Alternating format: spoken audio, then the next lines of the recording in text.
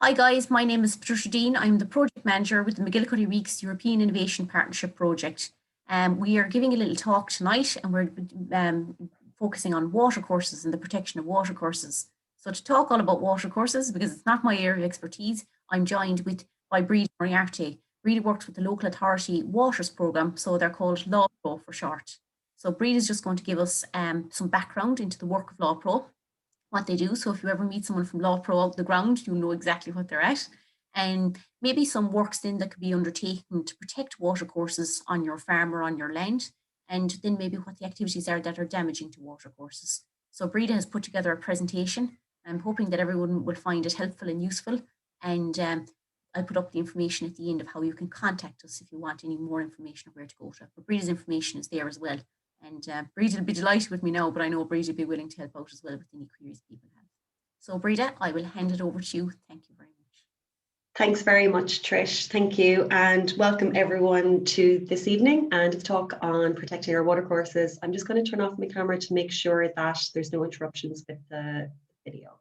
And I will do the same thing because I'm sure no me either. Just in case it's a bit glitchy. So first of all, I'm going to give you an overview of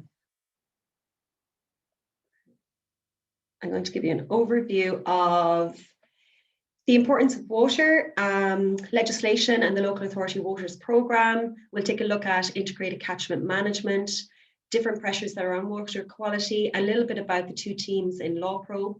There is a Blue Dot Catchments programme that I'll give you an overview of, and then we'll look at some case study projects to get an idea of different measures that can be taken. And then just a few slides on how to get involved if you want, and some resources that might be of use to you. So firstly, the importance of water. Now we're all familiar with this, I'm sure, about how essential for life, vital to our environment, central to communities and critical to our economy, good water quality is. Fresh water is one of our most important and valuable resources, and it's necessary for all life on Earth. Approximately 0.1% of fresh water is available in rivers, lakes and wetlands. So this makes fresh water a severely limited resource and very worth protecting. Our surface water in Ireland, we have nearly 85,000 kilometres of mapped river channel. We have over 12,000 lakes, hundreds of estuaries and thousands of kilometres squared of coastal waters. So its importance comes in many different ways. Drinking water comes from our rivers, lakes and groundwater, our bathing waters, fishing and water sports, so lots of recreation, farming, pharmaceutical and shellfish industry, all dependent on access to clean water. And of course, our public health as well is dependent. So lots of different reasons why we should be protecting our water quality. Just here's a few more, just you can see some pictures, recreation, fishing, plants and animals that are dependent, like we said, farming as well, and different industries. So we need to value our water resources as well. And like I say there, Ireland is a water-rich country. Due to our often wet climate, water can be seen as a nuisance rather than a resource, particularly in the areas where flooding is seen to be an issue. So, and often our conversations around water quality have been dominated by reference to different regulations and restrictions. But Ireland does have this green image, and we sell ourselves as a country that's green and clean. However, are we losing this identity? There is a lot of evidence now and data that is beginning to not back up this image that we put out there to the rest of the world. So we need to be careful of how we are treating this resource. So where does this all fit with the legislation and the local authority waters programme? What's behind the local authority waters programme? So the Water Framework Directive is a piece of legislation that was introduced in Europe in the year 2000.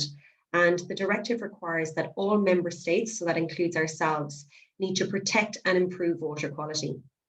The aim is that all waters must achieve at least a good ecological status by 2027 at the latest. So this directive is unique in the fact that it's the first time that it has established this framework for the protection of all waters. So that includes our rivers, lakes, estuaries, coastal waters, and groundwater. And it looks at all of their dependent habitat and wildlife under one piece of environmental legislation. So it was really innovative in that way. And it specifically wants to protect and enhance all our waters, achieve good status, manage our water bodies based on river basins or catchments, and to involve the public. So there are some of the key things to come out of the Water Framework Directive. And in implementing this, there was the preparation of the River Basin Management Plan. You can see that we're in the second cycle, which is coming to an end, and there's due to be a third cycle starting in 2022. So the River Basin Management Plan outlines the measures that the state and other sectors will take to improve water quality in all of our waters over the next and coming years. So we see there are some of the key things to come out of the River Basin Management Plan. There's a special focus on priority areas for action and on high status waters, and I'll talk a little bit more about those later on. There's an extension of the local authority-led domestic wastewater treatment system, so septic tank grant. There was a new agricultural sustainability supported advisory program, so ASSAP for short, with 30 sustainability advisors set up. And we'll talk a little bit more as well about those. There was a community water development fund set up for communities, which is administered by ourselves, LAWPRO, and local authority waters program and its collaborative approach. So it contains these different initiatives and ways to develop a better national kind of conversation about the value of water and what it means to us all.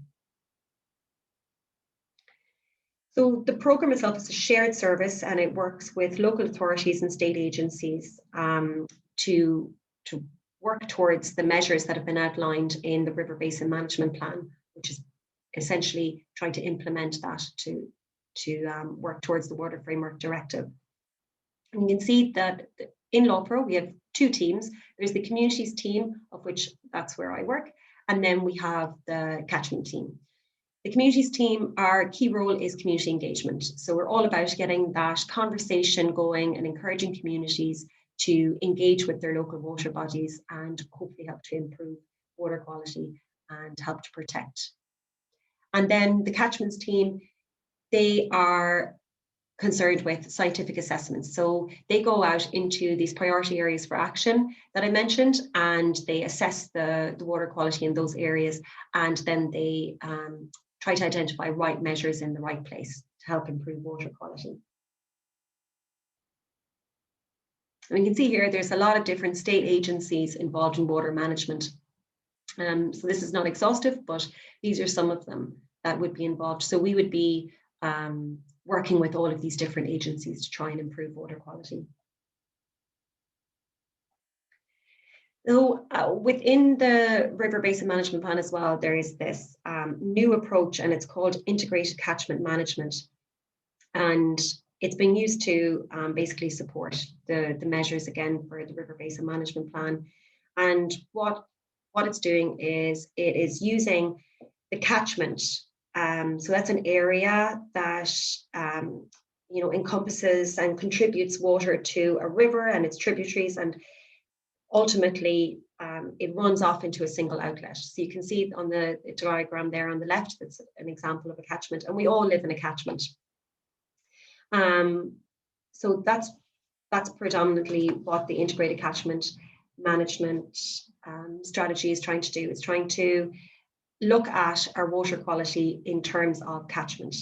An effective management of our water requires us to look at the different pressures that are on our water resources. And we use the catchment as an appropriate scale, essentially. So it's large enough that we can take into account all of the relevant information that might be impacting water quality, but it's also small enough that it allows us to kind of connect with it, and we can easily relate to the catchment as well. And we have a tendency to look at our catchments in a 2D manner. So we're only really thinking about the surface waters and what we can see on top of the land. However, with integrated catchment management, we start to think about the catchment in a 3D way. So this 3D reality. And we need to think about water quality in this holistic way. What we do on the land can potentially get into the water table, and our rivers and lakes are impacted by those issues. So all of the land in the catchment is ultimately connected to water. So it's not just the lands along the riverbank, it's the whole catchment area, because it's all draining into this, our estuaries and our rivers and our lakes. So we can see here that sometimes urban pressures impacting water quality could be through drainage or wastewater treatment, pollution getting into storm drains, and that all will make its way towards the river at some point. Agriculture, so the spread of fertilizers and nutrients that are applied to the land can make their way into the system, runoff from farm roads and farmyards. There can be drainage and land reclamation issues and sedimentation. Again, all making their way towards the watercourse. And forestry, so there can be issues with planting and clear felling, which can cause siltation as well. So we have to think about all the different pathways and ways that pollutants can move and get into our watercourse, able to stop the negative impacts. And this is really key to how we can help to improve water quality. So looking at the landscape holistically, underground and overground, is critical to understanding water quality and how we can negate the impacts of some of the issues. So we want to gather the best available information to understand the catchment, like where does the water come from, how does it flow through the landscape, both above and below the ground, what activities in the catchment might be causing pollution. And we look at the different uses of water, so drinking, agricultural, industrial and recreational, adopting appropriate measures, so to ensure that activities that represent a threat to water resources can be managed. Engaging local communities, involving them in the decision-making and management of their catchment is hugely important as well. And then applying the scientific and local knowledge of how the catchment works and operates can help to improve water quality as well. So it's increasingly seen as an essential way of dealing with water management. And in order for it to be a success, we have to think in this holistic way. So with that, there are a lot of pressures that we have on our water quality. Like I said, we all live and work in a catchment, and what we do impacts on our water quality. As you can see, there's lots of different things happening all through a catchment, from the uplands right down to the river mouth and into the estuary. And so different pressures can affect a catchment in different ways. You can see some of those: forestry pressures, drainage, rural dwelling, agricultural, urban runoff, wastewater pressures, just to name a few. And this, because we're in the catchment, multiple impacts can be impacting the water quality simultaneously. So all at the same time, they can all be having an impact on our water quality. And so just a few different issues as well that we might come across. So, forestry, roads, point source pollution from different drainage systems. There can be some nutrient inputs, different issues coming from farmyards and runoff, litter, sedimentation. And then different invasive species as well can have an impact on our water quality. And just to give you a little bit of a background, because we kind of speak about this, the Q5s and the different status for water quality. So we know that the Water Framework Directive, it sets out these objectives that all our waters must be at least good ecological status by 2027. And in some cases, in some cases, high ecological status as well. So high and good are acceptable, but anything less than that is unacceptable. So you can see there on the chart on the right. And this ecological status that we're talking about is determined from biological data, chemistry, and other quality elements. So for example, you would look at aquatic plants, maybe algae, there would be fish assessments. So that would be all of the different data would come together and give you this ecological status. Now, for some rivers and lakes, there's limited data. So the EPA, when we would tend to go with what we know, what we have data for. And we have a lot of information about water quality already, like particularly in biological quality from the EPA monitoring program. They monitor our rivers nationally, and they use a queue system, which gives the sites they are monitoring a value across a range. So it goes from Q5 down to Q1 to 2. They've been using this queue system for many years. So in Ireland since 1971. And the queue system is based on the proportion, so the numbers of groups of macroinvertebrates, so bugs that are in the water. And those bugs, they have different pollution tolerances. And so it all works together and they assess it and then they come up with the Q value. So that was just a bit of a background because you can see that high, good, moderate, poor, and bad, and kind of what does that mean? And that's how it's assessed essentially. So where is our water quality at now? Well, some of our rivers and lakes are currently not where we would like them to be in terms of water quality. Nationally, about half of our rivers and lakes are less than good status. So that's not a great picture. There's been an increase in the number of river water bodies in poor status. So that's increased by a third since 2007 to 2009. So there's a lot of evidence that our river water quality is getting worse. You can see there on the right hand side, there's an infographic and it's of 2019 water indicators.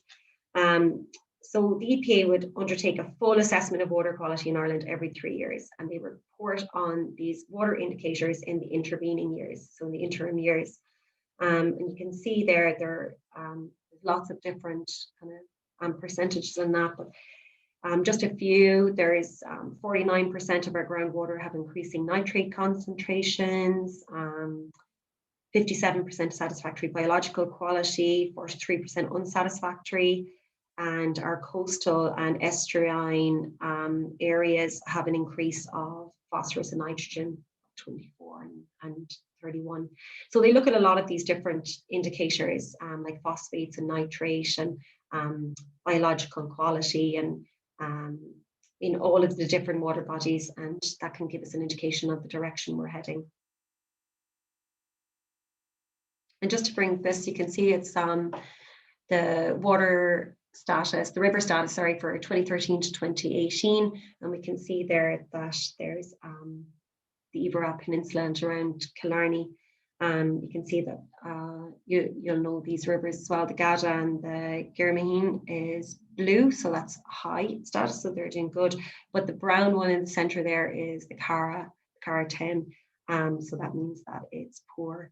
So there's a bit of work going on there with LAWPRO as well to figure out why. You can see down in the south of the Breda Peninsula, the blue one there is the Blackwater. So this gives you up-to-date information on all of the water quality status, and there's lots of information on catchments.ie. It's all available there for anyone to go on and look at. And just, I suppose, in real terms, what does it mean with regard to water quality and it being poor and the impacts? And you can see there that a recent headline was, here are the 4 bathing areas classified as having poor water quality in Ireland, and one of them was in Kerry, over near Carsiveen, Cooscrum.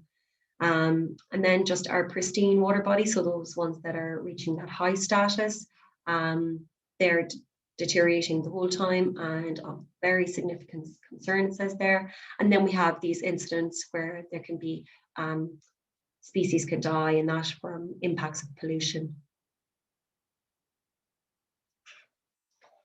So LAWPRO and the team. So I'm going to take you through a little bit about the two different teams now, just to give you an idea. So like I said, I work on the communities team, and basically, you know, a key to stopping the degradation of the water quality in that is by working with our communities as well, and getting that local knowledge and that local input can be key and can really help. Science on its own will not succeed. And so we've got a number of different ways that, you know, we're going about this and working with communities. So that's our funding support. We have, I mentioned already, a community water development fund. This is open to all community groups across the country. So it's a national program. And you can see some of the different types of projects that have gotten funding before. So awareness and education, habitat enhancement, ecological monitoring, tree planting, signage, invasive species, and so on. So lots of different areas that can apply, or you can get funding for your project. This year we had a grant aid of 380,000 and it was oversubscribed. Essentially, there was 145 applications. So it's really successful, and there's amazing work going on there with communities.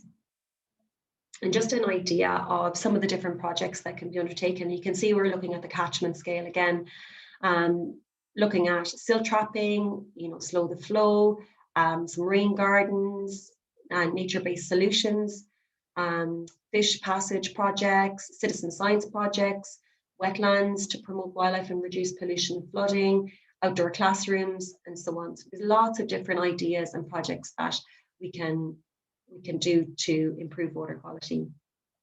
These are just a few examples on the ground as well. So invasive species removal, I'll talk to you a little bit more about that project. It happened on the Dingle Peninsula in West Kerry. So there's water conservation, so water conservation bots, wetland restoration, some signage, like I said, and then educational resources. So he's there, a little natterjack toad there down in Castle Gregory. And also there's a new citizen science tool for community involvement. So just to highlight this, it's called the Citizen Science Stream Index. And you can see there, this is the data sheet. And you would go out and go into the river and take some samples by doing a kick sample. And you would look for these specific macroinvertebrates, bugs in the river, and they can give you an indication of how your water quality might be doing. So it kind of acts as a, if you like, a signpost kind of, or like a flag raising, like, oh, things aren't doing so great or things are doing okay. So that's also coming on stream now. The Catchment Science team. So they work in the priority areas for action. I mentioned that as part of the River Basin Management Plan as well. And there's 190 PEAs across the whole country. They're built on EPA evidence. So for a number of different reasons, varying reasons, these priority areas for action were chosen. All local authorities are involved and relevant public agencies also. So all working together to try and figure out the reasoning behind the water quality being impacted in these specific areas. So in Kerry, where they're working in 12 priority areas for action, and you can see around Killarney there's the Finno and the Deanoch, and then onto the Ivara, the Upper Cara, Innie and Lough Corran. So that's where they're working at the moment. And like I said, there would be varying reasons why these priority areas for action were chosen. So for example, you have the Upper Cara there, and it was failing to meet its protective area objectives for the freshwater pearl mussel. It's an important fishery. There's Atlantic char, which are unusual genetically there. It has high scenic value. I can attest to that, definitely. The headwaters of the River Cara, and that's just to name a few reasons why it would have been chosen and put forward. And you can see the Lough Corran there as well. So there's two water bodies within that are failing to meet their freshwater pearl mussel objectives.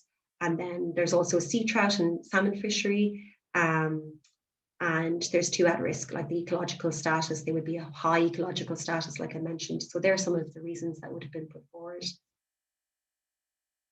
So within that, our catchment assessment team, they start their local catchment assessments, they're called, and they do a desktop study. And what they do with that is they look at all of the existing available data on a PAA, and it's all gathered and assessed essentially. It looks at all of the historical water quality. It would look at potential sources of pollution.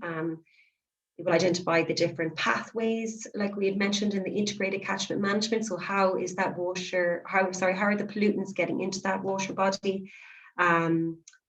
And it would identify any gaps or understanding about how the water flows in the catchment area, how different activities might be impacting it. So that's the desktop study. And then they would go out and do some kick sampling. You can see there's 2 photos on either side there, and they're putting nets into the river, and then they kind of disturb the substrates of the different rocks and that on the riverbed, and then all of the bugs would just flow into that river, and then we take them over and we have a look at them in a tray to see what might be in there. So it's all about looking at the balance of the insects that are in the river.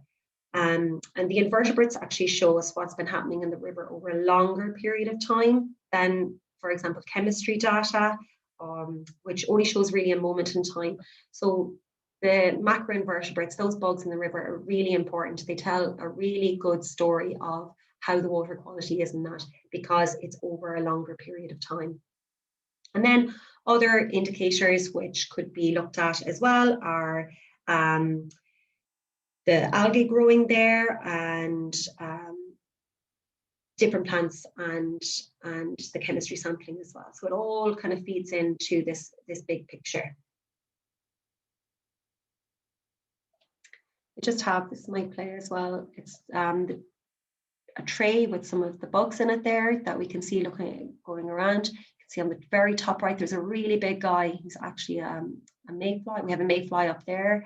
Some of them swimming really fast. The guy on the left going up there really quick is a shrimp, water shrimp down there. So it can take a little bit of time, but once you get your eye in, you can really start to see all of the different types of species. And you can see there in the center and on the right that there's pollution sensitive species and pollutant tolerant species. So when you take into account all of the different types of species that are in your water body, then you can kind of come up with what the water quality is looking like. So because the different types have different levels of pollution tolerance. And they're really interesting, and they've got so many adaptations as well to living in the river systems that they're amazing in their own right as well. And just some photos of some of the different ones you might find. So there we had mayfly, and you can see those, they have 3 tails normally. For the most part, a lot of the species of mayflies are indicators of good water quality, but there are a few that are tolerant as well. So there's kind of metric and grading system that you would input on your data sheet, and it would work that out for you essentially. We can see the cased caddis there, which are absolutely amazing. They make those little homes out of little bits of debris and stones and pieces of wood and that on the riverbed. And you can see the stoneflies down the bottom, they have 2 tails. And we have some of the tolerant species there, like there's worms and leeches and the Chronomidae, which are type of larvae as well. So they count up the different types that are present and how many there are of each type, whether they're sensitive or not, and then that gives you your indication. So it's really interesting. Just a little bit about the Agricultural Sustainability Support and Advisory Programme. So in the priority areas for action, the way it works is catchment scientists go out, they do their assessments, and if they find that it is agriculture that could be impacting or is one of the reasons or one of the issues that is being put forward as that is impacting water quality, then that would be referred on to the ASSAP team. And like I said, there's 30 advisors across the country, and it's a free advisory service. It's completely confidential. and participation is voluntary, like it says there. So it is coordinated by LAWPRO, Teagasc and the dairy industry, and then it will, you know, the ASSAP advisors can go out and they can help to suggest measures that might help on the impacting water quality in that area.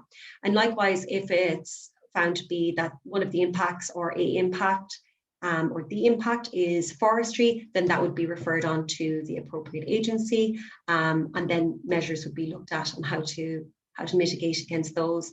If it's, you know, wastewater treatment, then so on, it's referred to the appropriate agency. So it's a referral system essentially. And just some key points here about the catchment assessment team and ourselves, LAWPRO. So we're not an enforcement team. It's just about the local catchment assessments when they go out. Like I said, they're referred on to ASSAP if it's agricultural. And the Department of Agriculture, they've all agreed there's no new farm inspections undertaken in these areas on behalf of local authorities while we're working in those areas. But that doesn't mitigate against, you know, severe pollution incidents. You know, they still can go in, and the department's own inspections still apply. So that's just a little bit about the catchments team and the communities team. And I just wanted to highlight the Blue Dot Catchments programme because it's kind of of relevance actually to where we are geographically, because we have so many of these blue dot, these high ecological status water bodies in the southwest. So again, this was one of the measures that was set out in the River Basin Management Plan. Some of our most important measures in the plan include the development and implementation of a Blue Dot Catchments programme for the protection of the high status waters. So we can see here the blue dots are the best of the best. You can see on the map, if you look down the southwest there, we've got quite a few of these high status objective water bodies. They're the cleanest natural water, they're quite rare, so they're not everywhere in the country. Water quality, also I said many in the southwest. This water quality in these areas is essential. We can see that, you know, for salmon, trout, for freshwater pearl mussel, and lots of different insects and other invertebrates that rely on really good, clean water. And the pressures actually on water, on the blue dot water, sorry, are not the same as the national percentages actually, so they kind of differ. So you can see there is forestry, the hydromorphology, and agriculture are the top ones, unlike the national picture, which is agricultural, urban wastewater treatments, and hydromorphology and forestry coming in. So there's a little bit of a difference on the pressures. And so there we see blue dots in the southwest. And you can see, so they're all in pink in this time, but I pointed out some of the other ones like the Girmaheen, then there's the Low is one, the Cara, so it was poor, but it is a high status objective water body. And another one there, the Keel Duff. But you can see you can go on to catchments.ie and it's high status objective water bodies, and you can have a look at all of this information and data. And just, so just about the domestic wastewater treatment systems, with regard to the blue dots, there are grants available for your septic tank if you are in one of these blue dot areas. So you would go on, you would put in your air codes, you can see there, and you would check to see if you're eligible to apply for a local authority grant. But I just said I'd highlight it for you because there are so many of these high status objective water bodies on the EVRA. So maybe of interest to you. There are other grants as well, like other parameters as well, if you like. So there's a national inspection plan that you could look at as well. And in the priority areas for action, there is also a grant available, but that would be if the local authority waters programme has identified that it is impacting water quality, then it would be referred on and you could apply for the grant system as well. But just to make you aware of that, it might be of interest to some of you. And then I just wanted to take you through some case studies that about water quality. So the first one is about farming, and then the second one is about an invasive species. So this is the CAHA project. So essentially this is after the catchment scientists have done their local catchment assessments and the pressures have been outlined. So you can see that the CAHA, it's part of the CAHA PAA. It's a high status objective site. It was at risk of not meeting its water framework objectives. It's part of the Bandon River Special Area of Conservation because of the freshwater pearl mussel. And then these were the assessments that were done. So this is after the local catchment assessment. And so this is what the findings were, that basically it was nutrient impacts on the main channel and tributaries from diffuse and point sources, so agricultural pressures. There was sediment impacts with bank erosion and cattle access on the main channel. Habitat impact due to hydromorphology pressure. So the hydromorphology is about, channelization, or it's about altering the river in some way that impacts water quality, and sediment impact from wind farm construction. So that's what the findings found. And then, so as part of this, the ASSAP advisors who I spoke about, they went out and they had conversations with different farmers in the catchment. And so they began addressing the nutrient and sediment issues there. And there was amazing buy-in, of course, from the farmers, and they worked alongside those farmers as well. And that's how the CAHA project was set up, under the umbrella of the Bandon Rivers Trust as well. And because of freshwater pearl mussel, the national parks were consulted as well. So there's a successful application to the Community Water Development Fund, and it outlined different measures such as targeted fencing along the water body where the impacts might have been the most. The water troughs were set up, and nose pump. And LAWPRO provided guidance and regarding focus areas as well with this. So it's thinking about that integrated catchment management and the flow of pollutants and how they might be getting into the watercourse, and targeting those specific areas. You mightn't need to fence off the entire river system, but there can be these natural ways almost that pollutants make their way towards water bodies, and then we can kind of mitigate against that and stop pollution that way. You just see there's a write-up there about the CAHA project, a farming community protecting its natural heritage. And just to highlight some other projects, so the EIP projects, so we know MacGillycuddy Reeks, which are doing great work to help protect the environment, along with the Breda, and then more water-focused ones, the Mulcair EIP, and the Allo project, Do Hallow Farming for Blue Dot catchments. So, it's worth looking at some of these projects and seeing the different measures that they are putting in place. And there's lots of information out there about that as well. These are some of the bigger projects. And just some of the, I suppose, the ideas and mitigation to protect water quality that can be done on farms and that can help. So this is, the field margins and fencing can be hugely important. You have your buffer zones there, and you can see that there's a good hedgerow. So what I can do basically is intercept nutrients which are traveling across over land, and then it can kind of intercept those so they don't make their way into the water body. So they kind of reduce that diffuse pollution by distancing any of the agricultural activity on the land from the water body. And also act as when you have vegetation with longer roots and that going along your water body, that can stabilize your bank, and they can act as a sediment trap as well, which is really important. So all these buffers, they can range from 2 meters, 5 meters, kind of up to 30 meters and so on beyond. So you can see that there's a buffer zone there and that it's fenced off. And if your land is within an area for action, you can select to fence off an area actually as a riparian margin to improve water quality, and you can claim that as an ASSAP feature in your basic payment scheme.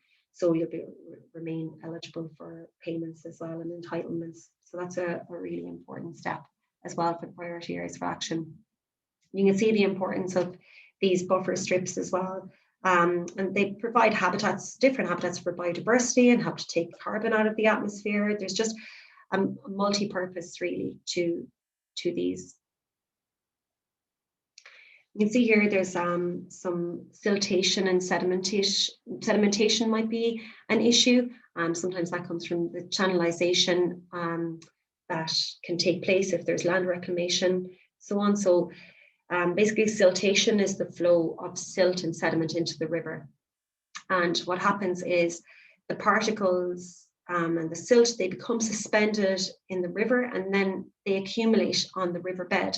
So that might seem like, oh, well, okay, it's just a bit of sediment going in, but when it's reoccurring and when it's a lot, that siltation can cause problems for fish, mussels, and lots of the other aquatic organisms and species that live there.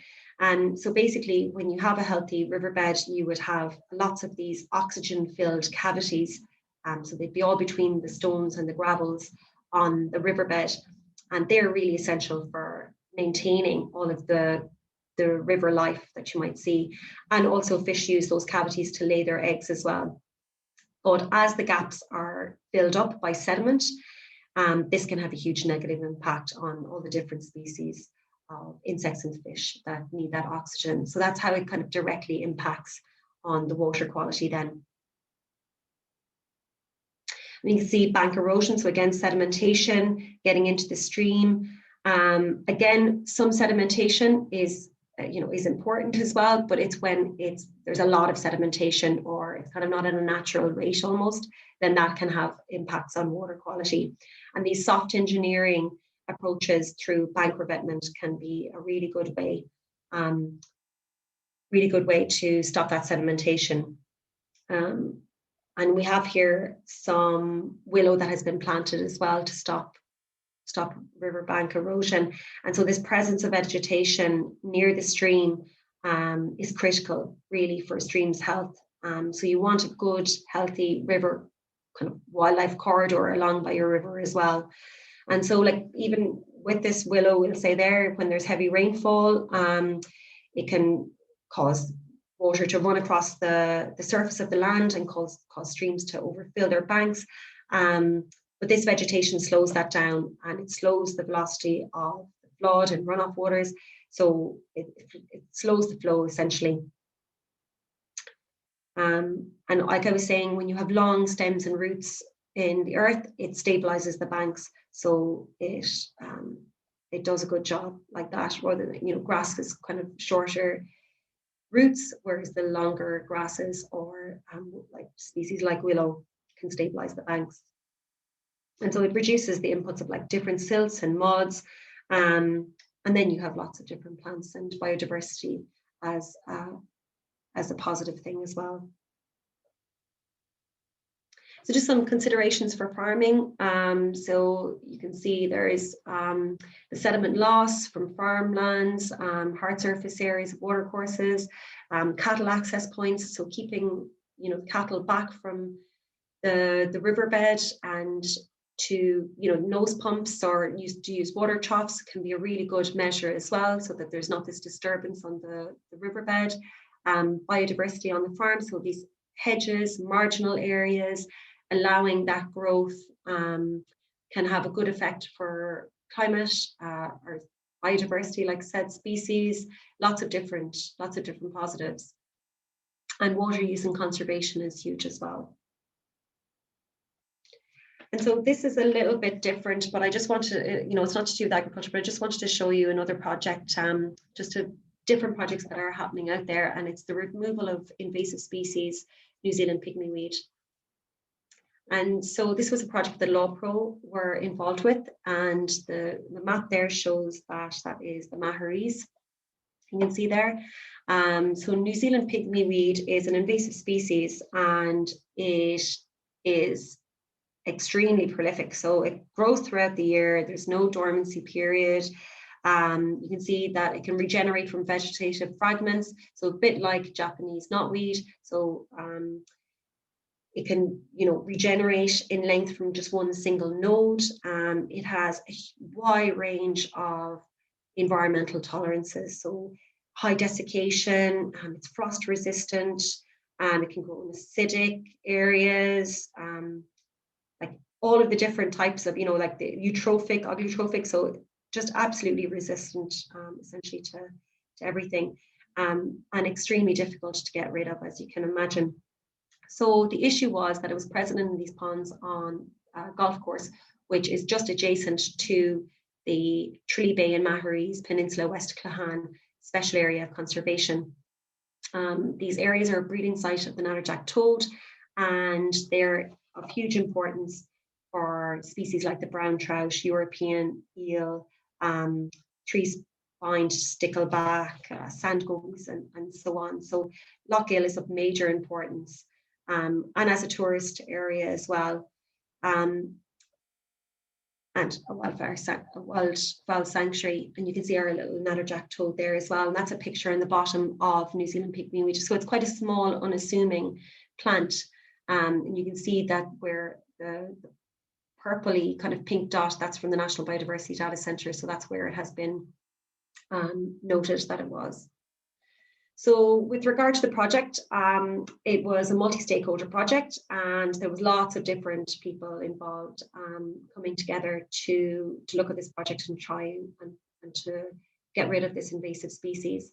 I say there about the complexity of it, it's because I've outlined some of the reasons, the type of invasive alien species that it was.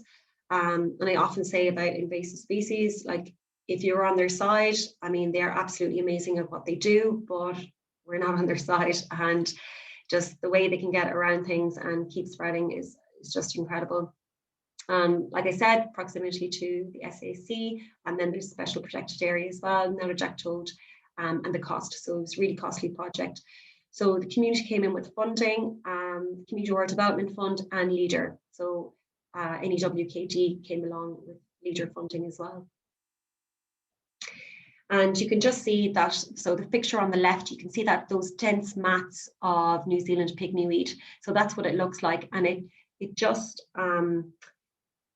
it takes over. So it completely shades and outcompetes all of the other aquatic vegetation where it occurs. And it can cover 100% of an infested water body.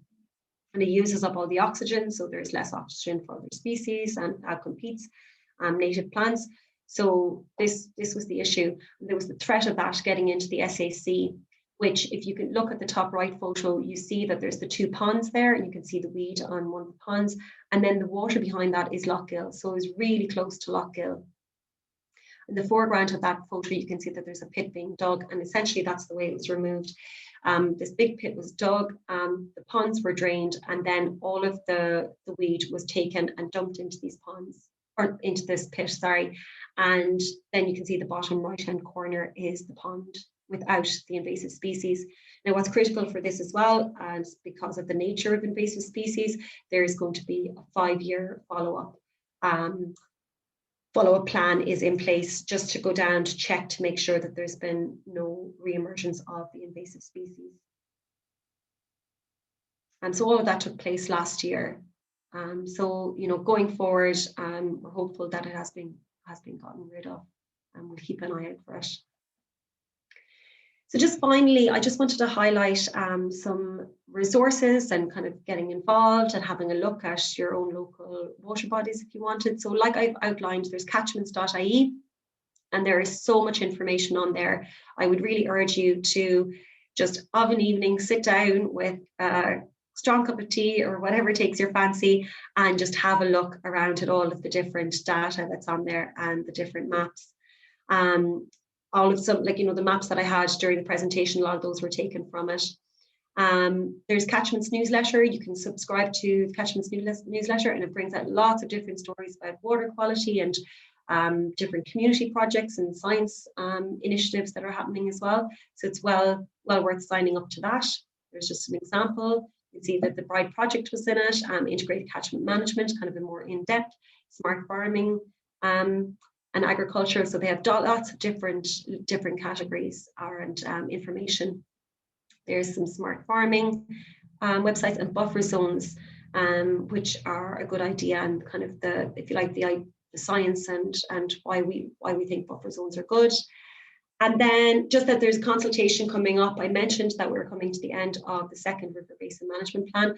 We're going into the third river basin management plan. So there will be later this year a consultation process to do with that to get involved. And I would urge you to get involved. It's important to have your say.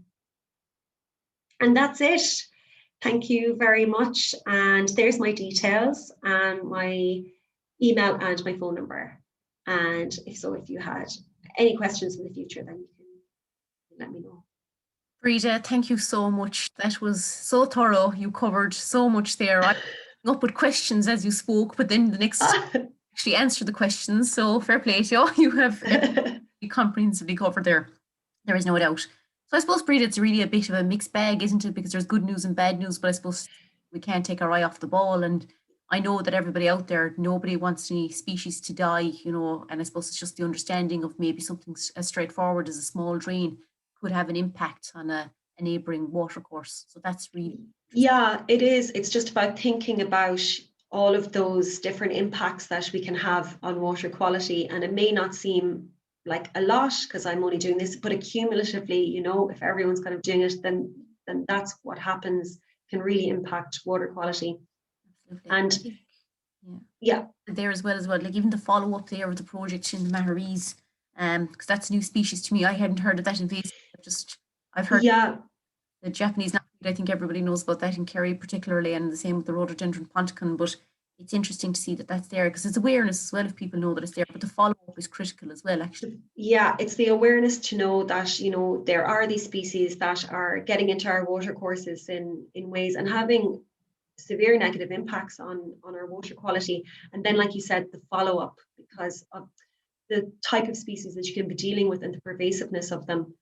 Follow up is key, and just to keep monitoring. And that's, you know, I mean, communities across the country, along with individuals, you know, they're doing a lot of this work, and it's amazing. So that community group who you know spearheaded that project, like it was incredible work, really. Yeah. And it's interesting, Breda, because I wasn't aware that the Community Water Development Fund would actually provide support as well to farmers, maybe for some of those actions to be carried out in their farms. Yeah, so it depends on, it's kind of like, it depends on the project, it depends on the involvement, the community involvement and who's involved in that. But yeah, they did, the Bandon's Rivers Trust put in for an application and they were successful.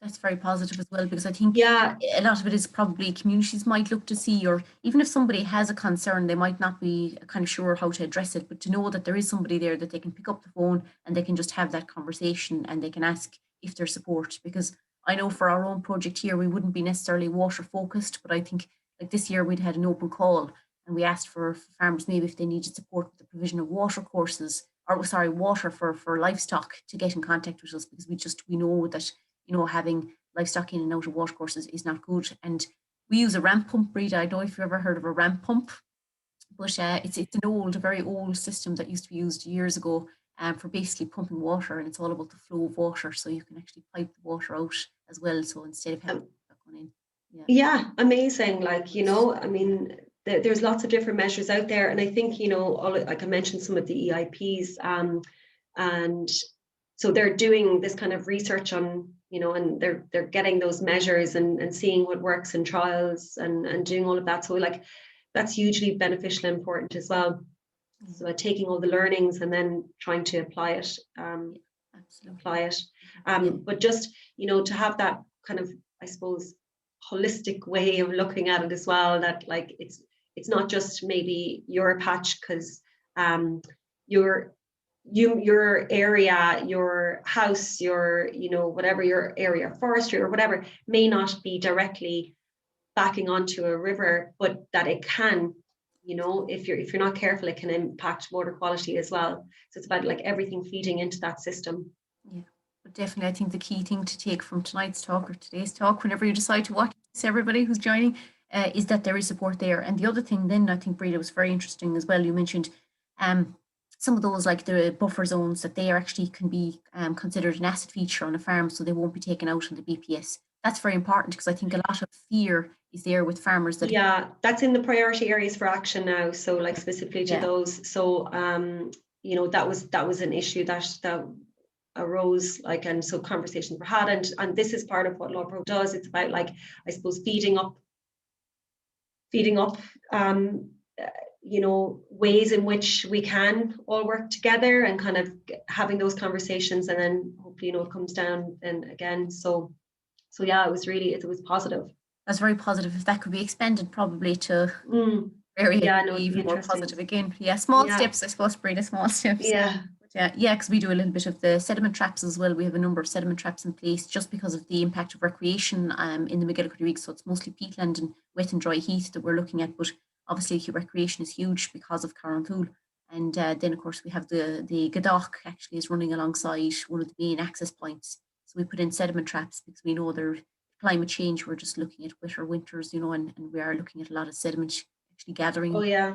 So without the traps, we wouldn't see the sediment, but having. Yeah, you see, and like I was saying as well, so it can feel like, oh, there's not a lot going in there. It's just going into the river, and sure, it'll kind of get washed away and it'll be okay. But often that's not the case. You know, it kind of sits on the riverbed and it's taking up that space. So as you can imagine, like those riffles that should be creating oxygen and that, so it's taking up those, and then it's impacting water quality like that. But there is a certain amount that does, you know, there's a certain natural amount of sedimentation and that needs to go in to a river system to make it healthy as well.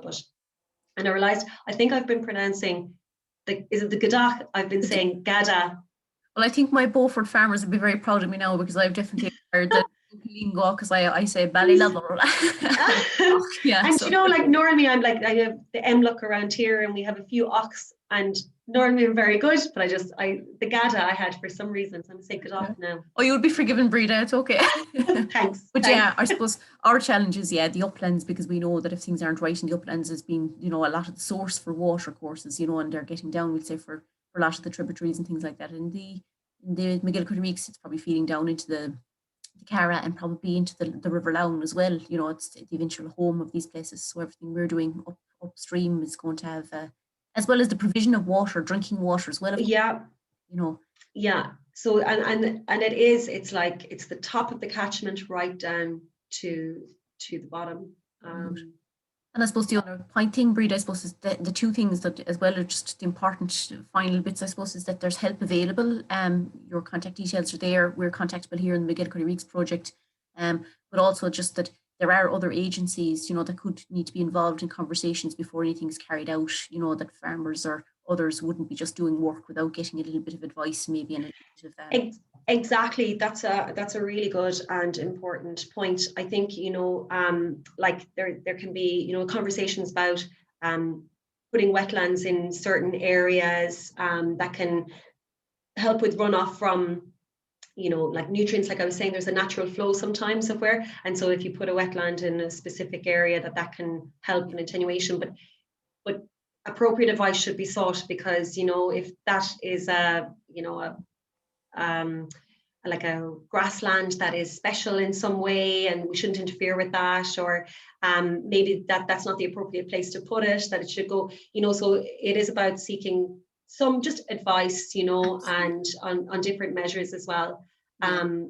Because, you know, if you're going to take the trouble, I suppose, to think, okay, well, I'll do something to help in some way if I can, or, you know, let's explore some of these options that are out there, then, you know, it's worth doing it like correctly and having those conversations, like you said, with the department or relative absolutely. It's a conversation, I think, in another workshop that we will probably do and we'll make available as well to the public, just regarding, well, for our case, all of the MacGillycuddy Reeks is designated as special area conservation. So a lot of people probably wouldn't realise what exactly that means in terms of consents that they might require before doing any work. So I suppose that was interesting, the bank revetment work there, you know, that it would probably be in PWS, the National Parks and Wildlife Service, to consult with them. But again, again, to have those conversations, and like if there was any in-stream works that were going to be taking place, you know, the In-On Fisheries Ireland, and so yeah, so anything that you're thinking that, you know, as a measure that you think, maybe just get that advice first. And like you said, SAC, there would be a lot of different designations with that you might just want to look into as well, just to make sure. Yeah, very good. Breda, thank you so much for your time. Really appreciate Thanks, it. And yes, hopefully we'll be around here for a couple more years and we can continue the great work that's been started, because it is great to see projects continuing, and it's great to see the great work just being started on the ground, and it would be great to get all of the water courses, whether they be or not, into good condition. Yeah, exactly. Because it's going to get more challenging into the future. So yeah, so much, and we will leave it there. okay, thanks very much. And yeah, so you have my contact details, and if there's anything that anyone's wondering about, always happy to chat. Brilliant. Thanks, Breda. So guys, that was great. That was Breda there from LAWPRO, and we got a huge amount of information. So I just want to now share my own information here. So if anybody wants to contact us, there we go. You can visit our website, MacGillycuddyReeksCerry.com, or Facebook, where MacGillycuddy Reeks Forum, or to contact me directly on the mobile. There's no problem at all in the world. Give a ring. So if you have any queries, contact myself or Breda. We're here to help, and I think we can all work together. So hopefully you've got all that information there. That's up. So I'll stop sharing now. But again, contact us. We'd be delighted to help support anyone, because protection of watercourses, climate change, things aren't going to improve by themselves. Everybody needs to work together. So thank you all very much for joining us.